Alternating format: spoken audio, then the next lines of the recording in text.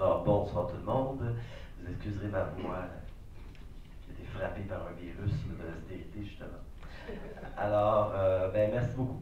Ça me fait plaisir d'être ici. Donc, vraiment, ce soir, je vais effectivement représenter plus la parole de la coalition opposée à la tarification et à la privatisation des services publics.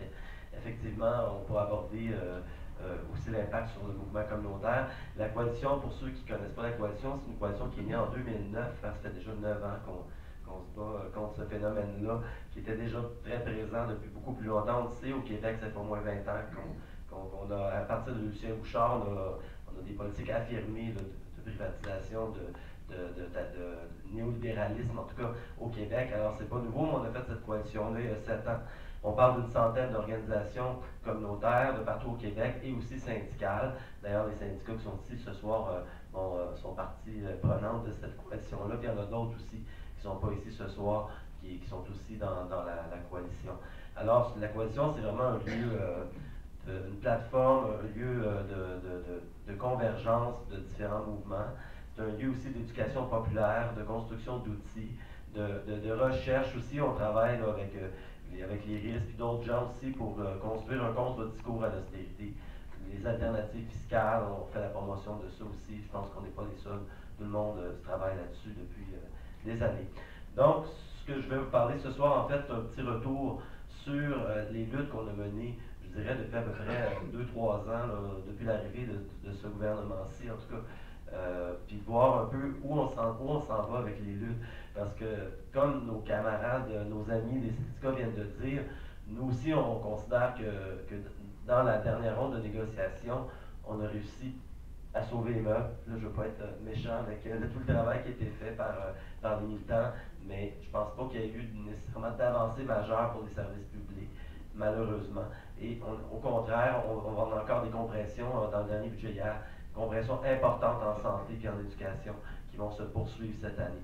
Alors ça, pour nous, on est assez lucide. Là, le gouvernement, effectivement, continue son agenda de démantèlement des services publics. C'est pour ça qu'on pense qu'il faut effectivement qu'on s'unisse pour finir cette lutte-là, parce que les victimes sont là, devant nous, autour de nous à chaque jour.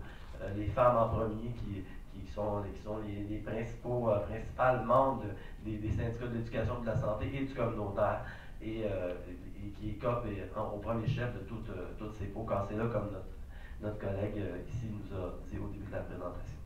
Donc, notre constat sur la conjoncture au Québec, les luttes contre l'austérité, mais nous, depuis 2 ans, on trouve qu'il y a quand même eu beaucoup de mobilisation. Effectivement, ça s'est quand même eu, il n'y a jamais eu autant de mobilisation, si on peut le dire, dans différents mouvements, différentes luttes. On a trouvé ça encourageant depuis 2 ans quand même, de voir la quantité de mouvements qui se sont mobilisés.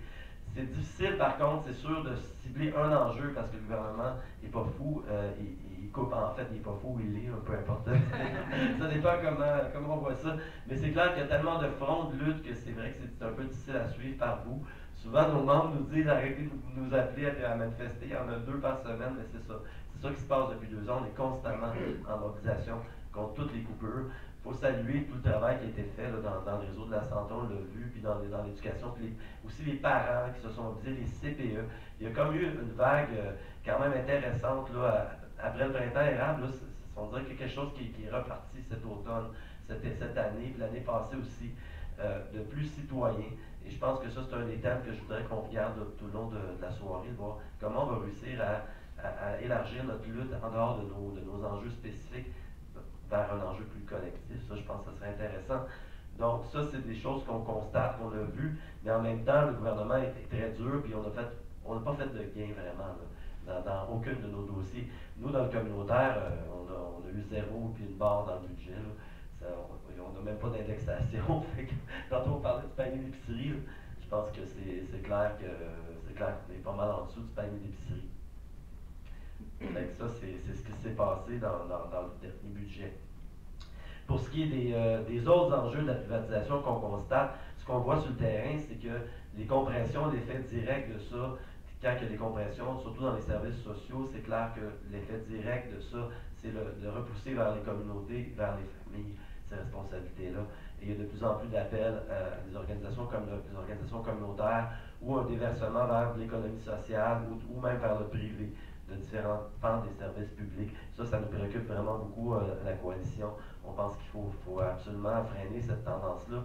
Sinon, on va se retrouver dans quelques années avec des grands pans de nos services qui vont avoir été démantelés et repris par d'autres acteurs. Et ça, nous-mêmes, de l'interne de notre mouvement, ça, c'est une affaire qu'on essaie de lutter. Un autre acteur que je voulais nommer aussi, qui profite directement de tout ce contexte d'austérité, c'est tout le milieu philanthropique. Ça aussi, ça fait partie du contexte actuel et le gouvernement ne s'en cache plus. On a des politiques d'action communautaire et on sait qu'il y a une nouvelle politique qui s'en vient. Et ils ne veulent pas nous la dévoiler encore, mais on sait qu'il y a une place qui va être faite de plus en plus grande aux philanthropes, aux fondations privées, pour financer le communautaire dans le contexte que l'État ne peut plus les financer, mais aussi pour revendre certains services.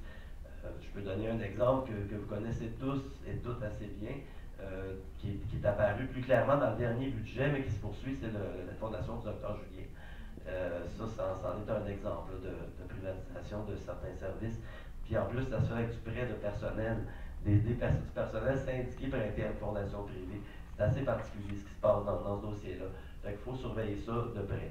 Fait que donc, ça, c'est le contexte. Donc, l'an dernier, il y a eu quand même beaucoup de mobilisation autour du mois de février.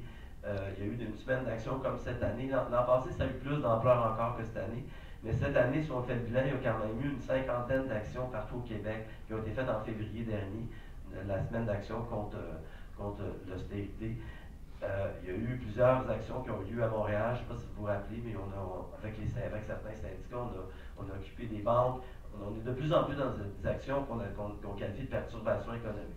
Ça, c'est quelque chose qu'on dit qu'il faut essayer de trouver des nouveaux types d'actions pour aller pointer du doigt. Bon, on sait entre nous, là, on est entre nous ce soir, on sait que ça ne va pas faire faillite à une banque d'aller occuper une succursale une fois. Mais il faut quand même mettre sur le doigt sur les coupables de ces mesures d'austérité-là et ceux qui en bénéficient. C'est ça qu'on a décidé de faire. On est allé voir Bombardier aussi, on est allé voir d'autres cibles comme ça, Québécois. Alors, je pense que c'est ça l'idée, c'est que symboliquement, on veut ramener dans l'opinion publique, pointer du doigt les profiteurs, à qui profite le crime. Ça, je pense que c'est un vieil adage, mais on sait à qui profite le crime au Québec, du démantèlement des services publics et des compressions. C'est à une frange très, très restreinte de notre population. Et c'est pour ça qu'on a commencé à faire ce type d'action-là et que ça va se poursuivre. Le bilan qu'on a fait quand même, c'est que la coalition a quand même occupé un certain espace dans les médias. On a quand même réussi à avoir un certain écho. Par contre, c'est sûr qu'au niveau de l'ampleur de la mobilisation, ben, ça pourrait être encore plus. Puis cette année, peut-être à cause à cause de l'accumulation des batailles qui est amenée de front, peut-être qu'on a eu de la misère aussi à ramasser du monde autour de la cause plus générale de l'austérité puis de la promotion aussi de l'alternative fiscale. Et ça sera peut-être dans les prochains plans d'action. Je vais y arriver dans quelques minutes. Donc, pour terminer la présentation du contexte actuel, je pense qu'il y a quand même des dossiers qui ont quand même émergé récemment de façon plus pointue au niveau de l'équité fiscale.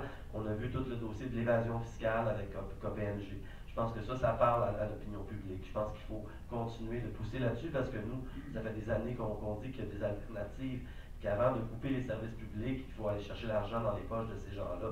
Alors, je pense que ça, c'est intéressant que ça soit sorti aussi fort dans les médias. Il y a eu aussi tout le dossier du choc tarifaire suite aux politiques de la CPE, les changements. Ça aussi, on en a parlé beaucoup. Je pense qu'il y a des gens qui se sont rendus compte qui ont été dupés par ce gouvernement-là. Moi, je pense qu'il doit y avoir même des parents qui sont des militants libéraux qui ont pas dû la trouver bien drôle. Même s'ils sont peut-être pour la privatisation, là, idéologiquement, certains de ces gens-là, je pense pas qu'ils ont trouvé ça tellement drôle de recevoir ce genre de facture-là, cette improvisation-là qui a été faite par le gouvernement au niveau de la gestion de ce dossier-là. Donc, pour les prochaines actions, la question que je voulais poser, qu'on se pose ce soir, en fait, que je me pose à moi-même aussi, c'est comment on peut arriver à poursuivre la lutte pour faire reculer ce gouvernement-là avec l'agenda qui a été décrit par Sylvain Mallette, par Jeff Begley, cet agenda-là de haine des services publics, de démantèlement des services publics, cet agenda-là de la privatisation, que ce soit avec les GMF, que ce soit avec les écoles publiques, que ce soit avec les CPE, c'est tout le même agenda. Comment on va faire pour contrer ça? Comment on va faire aussi pour allier la population plus largement à ces revendications? Comment on va faire en sorte que les gens réalisent qui vont être touchés eux aussi. Parce que c'est ça qui est difficile, c'est que les gens, on dirait avant de réagir, il faut qu'ils se sentent touchés plus directement. Fait que comment on va faire, ça c'est des questions que je me pose.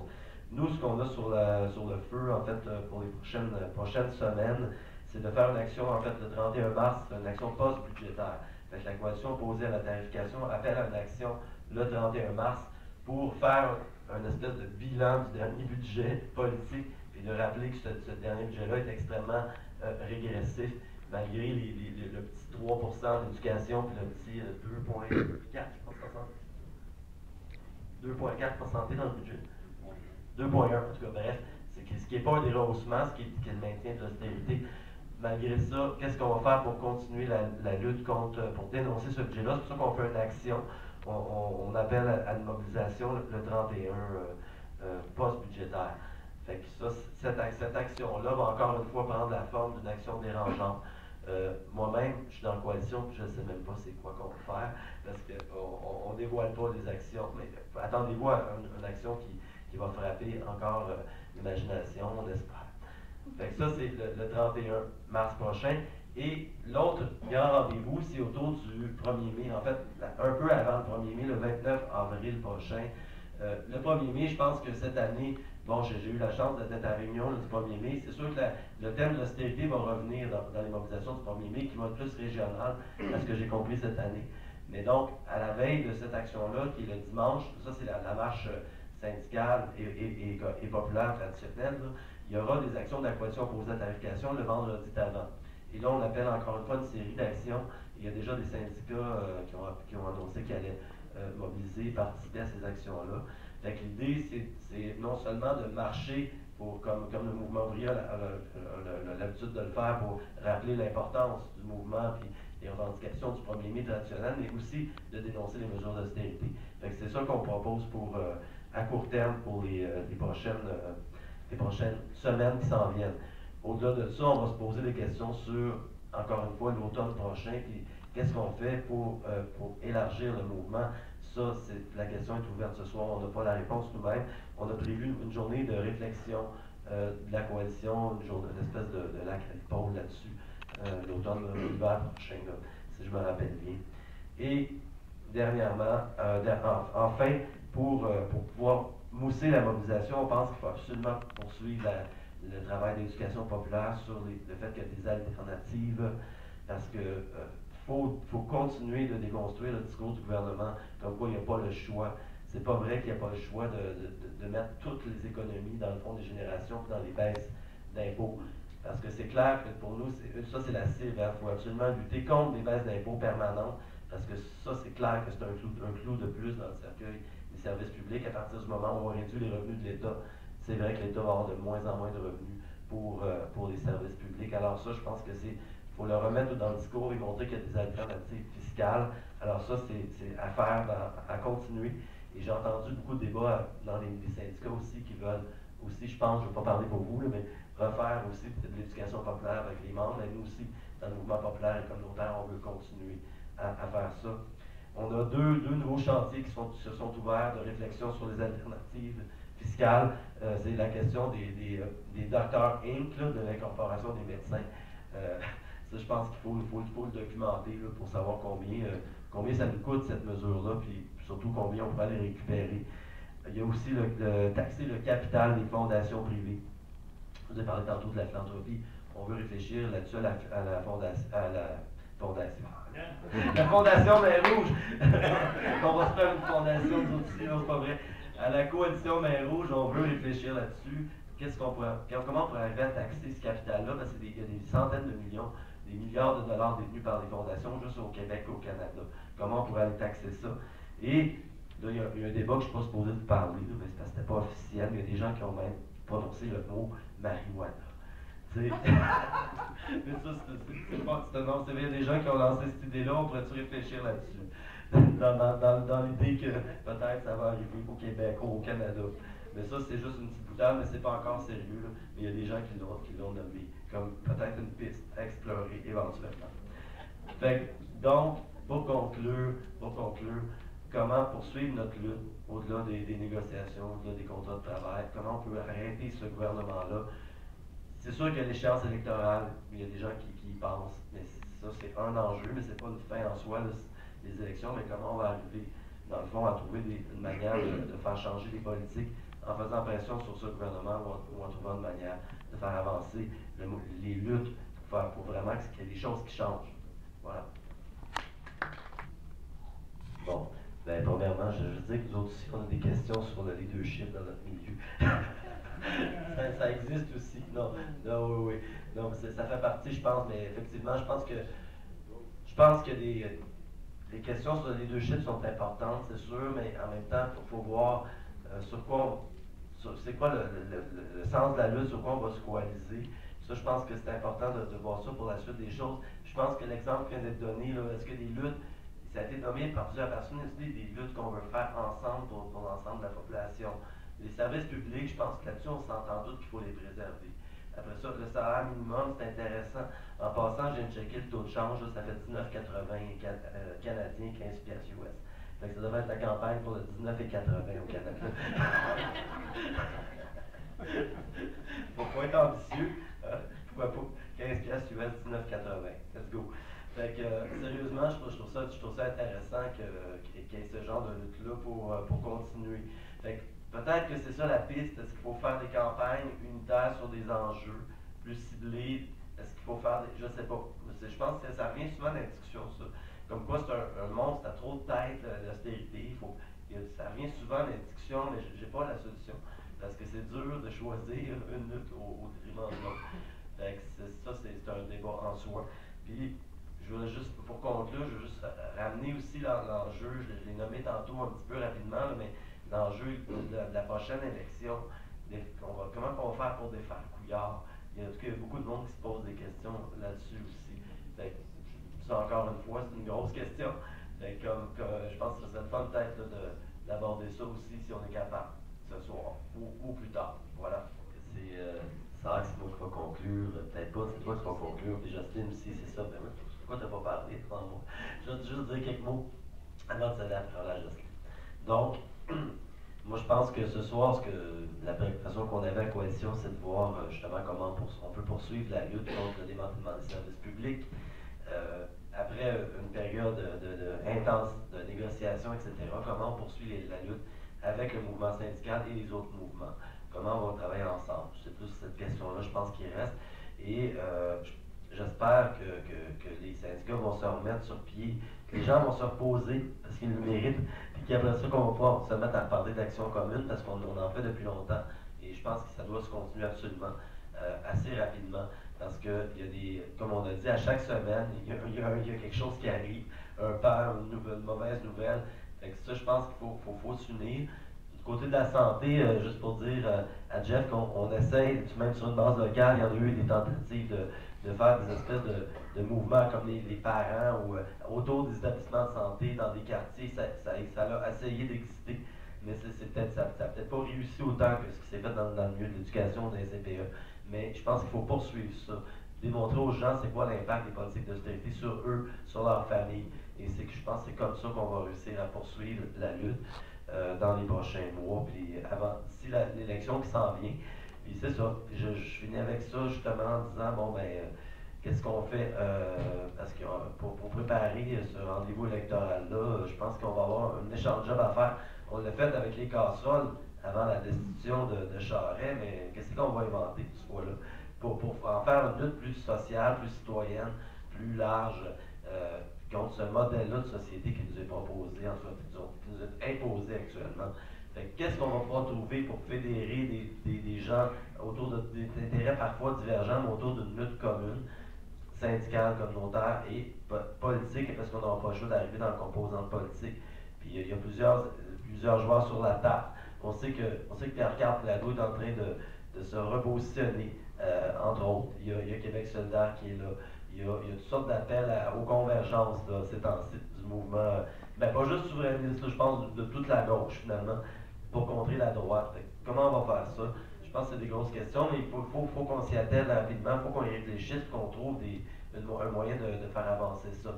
Alors voilà, je conclue là-dessus.